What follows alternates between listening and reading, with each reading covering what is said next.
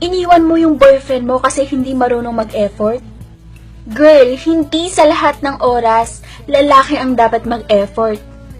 Di sa lahat ng oras, sila lagi sumusuyo sa ating mga babae. Di sa lahat ng oras, sila yung manlilibre.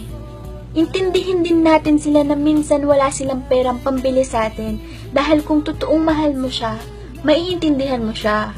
Girls, maging fair naman tayo sa kanila.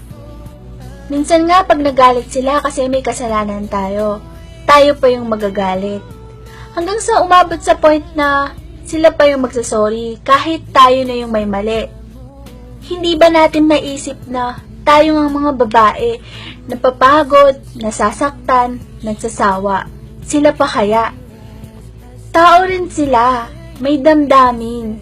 Kaya please lang, pahalagahan naman natin sila. Problema kasi sa atin, pag alam nating mahal na mahal nila tayo, masyado tayong kumpante kasi alam nating hindi nila tayo matitiis. Dapat, intindihin din natin sila. Try din natin mag-effort kahit sa simpleng bagay lang. Hindi yung puro sila lang. Hindi ibig sabihin na mahal nila tayo, hindi na sila mapapagod.